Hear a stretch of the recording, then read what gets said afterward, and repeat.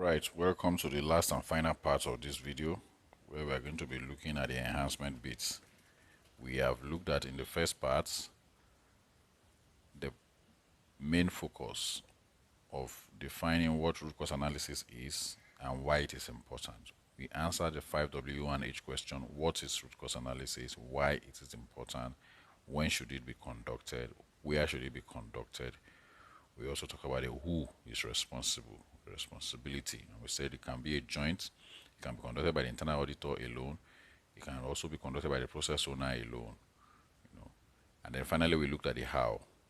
The how, we explained that it's a 5-step process. And then in the second part, look at the tools of conducting as part of the extension on the how. Look at the tools for conducting it. So about the 5W, 5Y analysis, we looked at the fishbone analysis, we looked at the Pareto chart, we looked at the behavioral engineering audit model, which I emphasize is going to be very useful for us as internal auditors, even as we get into the ESG space that is becoming mandatory by regulators in the near future. And then now we want to look at the enhancement bit. How does root cause analysis bring enhancements to internal audit effectiveness? And so let's take a look at that. Enhancement is all about improvement, it's all about addition, it's all about making something better, improving value, increasing speed, velocity, outcome, improvements. And so I'm going to be using the analogy of a vehicle. Many of us have vehicles that are taken into garages periodically for maintenance, for servicing. Now, when those vehicles are due for maintenance, you take them in there so that the performance can be enhanced and that it can continue to serve you better optimally. The same thing happens. That's what some people also call engine tune-ups. Engine tune-ups is something that is also very important. When you look at a vehicle, I think, okay, you can actually enhance the performance or the output of that engine. It makes a lot of sense. Now, the same thing is what is applicable here. We're saying that enhancement is all about making things better. Enhancement is all about improving the output, increasing the output or the value. And that can be in different areas: in value, in the quality, whether it's of a report or for anything that you are trying to enhance, the extent of coverage, and of course, these are the areas we want to look at. How does root cause analysis bring about an effectiveness in the internal audit? Now, before we do that, it is important to understand a picture of what good looks like. And that means, how is internal audit effectiveness measured? The effectiveness of an internal audit function is measured using different parameters. There are some basic parameters that are common, but that I, in my opinion, do not think they measure the real effectiveness of the audit function. So there are parameters being measured, KPIs such as number of audits that have been completed in another audit plan, that's percentage of completion. Sometimes also look at the tracking of man hours, timesheet. So in the audit plan, you budgeted to spend 20,000 man hours. How many man hours was eventually expended? Sometimes you can also go for that to do a comparison. Okay, 20,000 man hours was budgeted for 50 audits. At the end of the day, you did 45 audits, and you maybe probably spent 25,000 man hours. Now, there's a variance. You didn't achieve the entire 100% of the audit, but you spent more man hours than you had planned. There could be different reasons for that. People go on vacation, some emergencies, exits that were not replaced, and sometimes maybe ad hoc assignments, investigations, consulting engagement that were not pre-planned. So there are different reasons. Now, those are very basic metrics that are being monitored and measured, but then they do not necessarily measure the effectiveness of the internal audit function. They are good metrics to monitor for administration purposes, and of course they give pointers to areas where you can tweak or make improvement. But when we talk about effectiveness in terms of value addition, one should be looking at things like the rate of reduction in identified trends, negative trends. Now, another metric that is usually being measured regularly is the number of open items or number of outstanding exceptions that are yet to be closed or overdue. What you call overdue, where you do an age analysis of exceptions. So, after an audit, you identified 2 gaps, you made 3 or 4 recommendations, and when you aggregate that across audits, at the end of maybe a quarter, for instance, a reporting period, there are 50 recommendations that have been made, or 50 exceptions that have been identified, and they all have a 90-day closure time. If at the end of the 90 days, only 25% of those have been closed, that's also a metric to say, okay, exceptions are not being closed as quickly as they should, and that also is not good, definitely. It means that identified gaps continues to remain beyond an acceptable time, and that means that problems identified have not been solved. The impact of those problems remain within the system. As good as that also sounds, the better part of effectiveness can be measured by saying that having identified the following, these are trends that have been observed over the first 2 quarters of the year, for instance. By implementing the following recommendation, we expect this trend to come down. And then after a while, we should be able to go back as internal audit and measure, okay, how much of these trends have slowed down, or do we still have the same trend? Now, this is the reason why measuring the number of days outstanding for closure of audit exceptions or issues may not be the best, because particularly if the audits is for a routine process where the same kind of issues are being identified daily. As you are closing one, maybe for instance in location A, the same issue is coming up in location B. So what you probably just have is that the issue identifier, the issue ID is different, but the real issue is still the same thing. The responsible officer for location A may be different from the responsible officer for location B, but we've not necessarily dealt with the root cause. And that's where root cause analysis comes in to say, okay, we've observed this thing in location A, B, C, D. It appears that it's something endemic. So you go through a root cause analysis, and when you make a recommendation, you're supposed to address it. And at the end of a period, a reporting period, you go back and say, okay, now that these solutions that we've identified after the root cause analysis have been implemented, are we seeing a reversal in trend? That, in my opinion, is a better and more effective measure of the effectiveness of the internal audit function.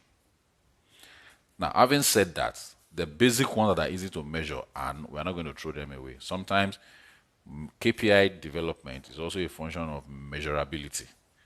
So you may have a lot of things in mind and say, okay, but the question is, how do you measure it? And that is why, again, when we write our reports as internal auditors, it's important to put ourselves in the shoes of the process owners and say, how will this issue be closed? What are the kind of artifact? What kind of evidence am I looking forward to receive from the process owner to validate that this has been done?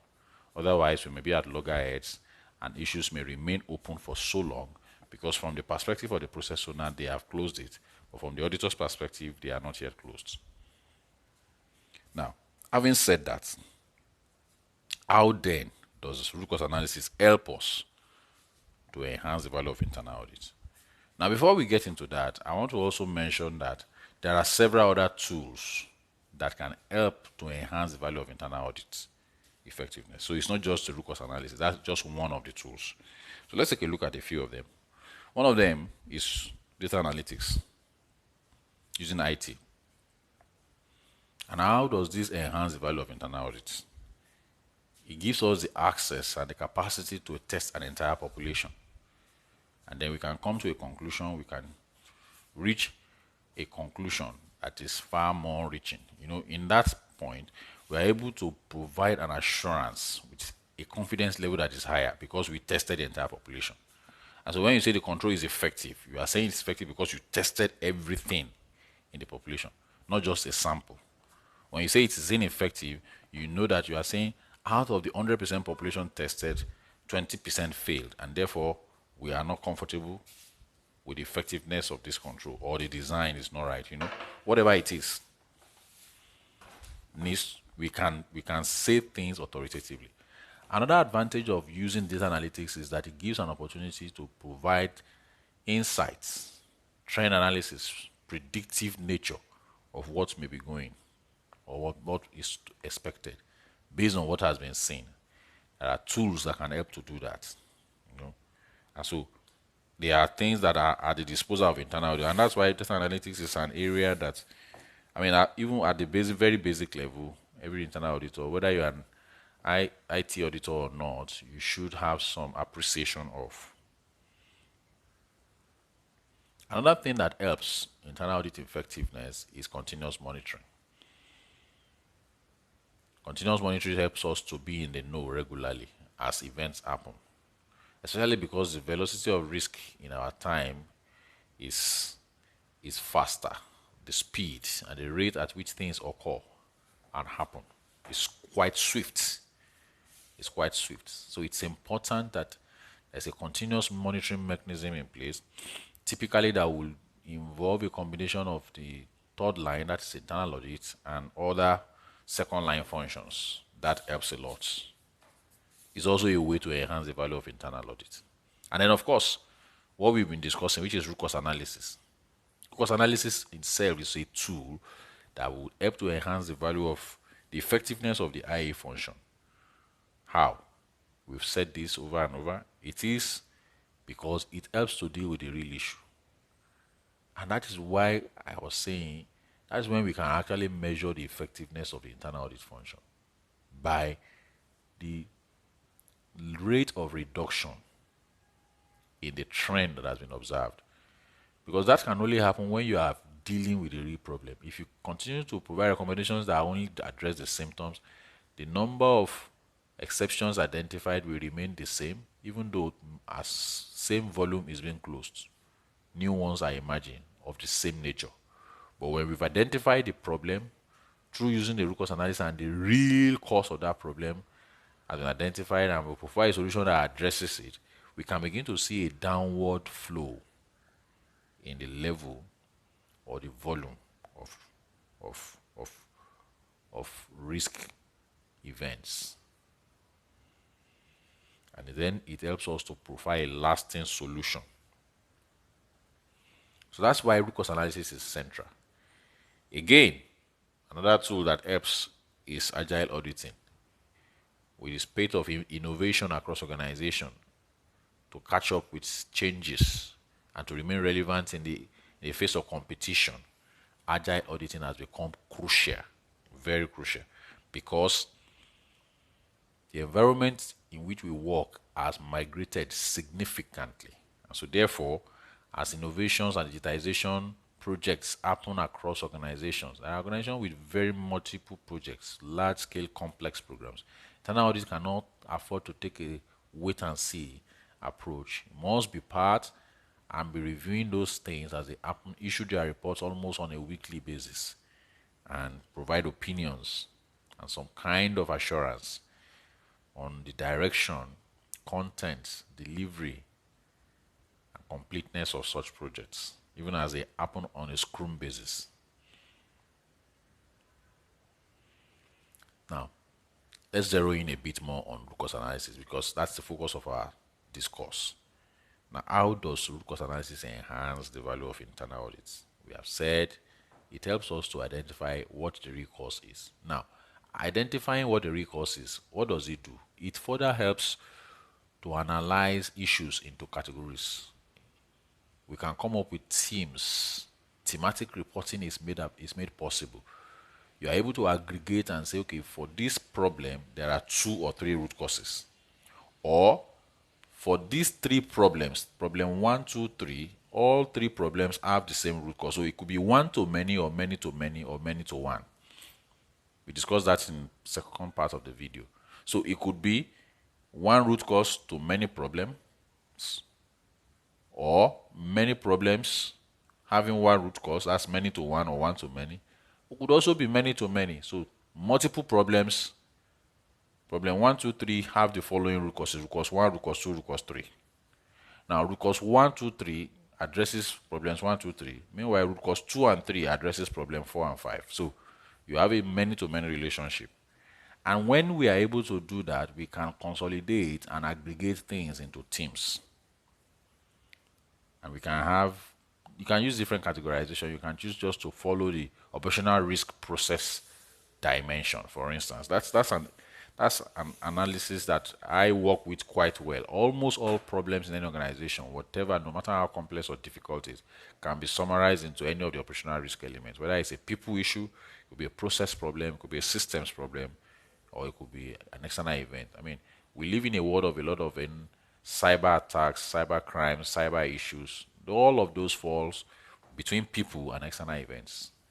Hackers, they are outside of your business. And that's why, even if you are recommending a DR plan, a backup site, all of those things, somebody needs to take responsibility for those things. So if you don't have the people, you don't have the right people, they are not trained, they are not loyal, you have culture challenges, you have ethics problems, they are all still people issues. And so in conducting your root cause analysis, you are able to isolate and say, okay, our greatest problem as an organization is a people problem. So we can decide, okay, we're going to embark on a people journey, a people project journey that will take us the next 1 or 2 years to deal with different aspects. We want to deal with culture, we want to deal with learning, we want to deal with knowledge management, we want to deal with incentive, we want to deal with benefit and compensation, so many things. We want to deal with discipline. We want to look at our disciplinary procedure, we want to look at our recruitment procedure, we want to look at our elevation, promotion, all of those things. Because we've identified that at the heart of the problem are people-related matters. Sometimes the process-related matter, disjointed processes for large organizations, some documented, some missing, some old, some not updated appropriately, some working in silos, not speaking to each other's processes. Again, processes will not run themselves, people will run it. So when you are doing the root cause analysis, you are able to isolate, okay, are this process issue or people issue? Do we even have them documented? If they are not documented, then we know first document, update them, get them in the proper shape, and available to people that needs to use them. There could be system problems.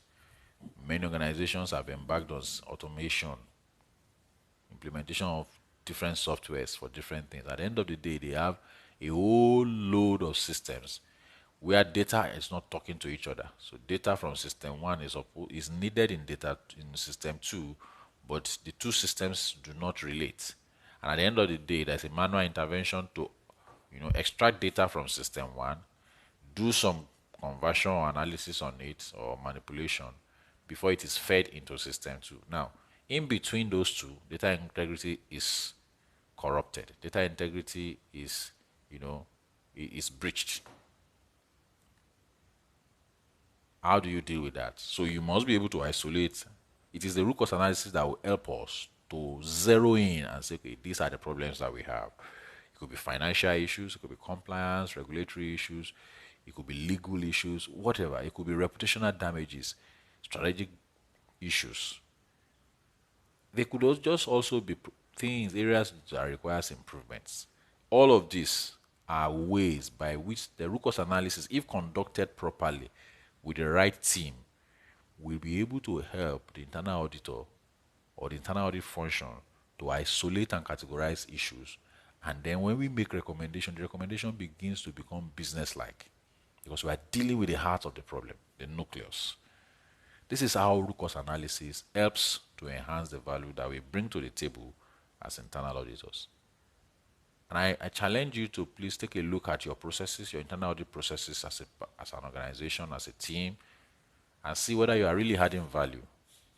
Because it takes value to retain your seat at the table as a trusted advisor. And the only way the CIA or the CAE can retain his table at its seat as a trusted advisor is when he brings value to the table. If you don't bring value to the table, then you don't have a business sitting at the table. Having said that, I want to bring this 3-part series to an end. I urge you to please go over these 3 parts over and over again with your colleagues in the office, your team. Take a look at it during one of your knowledge management sessions. Discuss it further, challenge yourselves, and find areas to improve. And if you need support, I'm always available. This is what I do in the governance, risk management, assurance, control and compliance and efficiency space to help organizations optimize their risk management journey, offer internal audit services, offer risk assessments, support with risk control and self-assessment, help to set up and review, can either be an outsource, a co-source project. We're always available and just a click away for discussion. In subsequent videos, I'll try to take a look at a case study of applying the root cause analysis and how it brings about the enhancements. I urge you to subscribe, share this video with your friends, and like it. I'm waiting for your comments. Please feel free to reach out. You can reach out either by email at info@farakonassociates.com, or you send me a WhatsApp, give me a call, send me an SMS on 289-400-9138. Or just visit the website. You will see our blog section. You will find other materials and resources that will be useful for you. Thank you very much.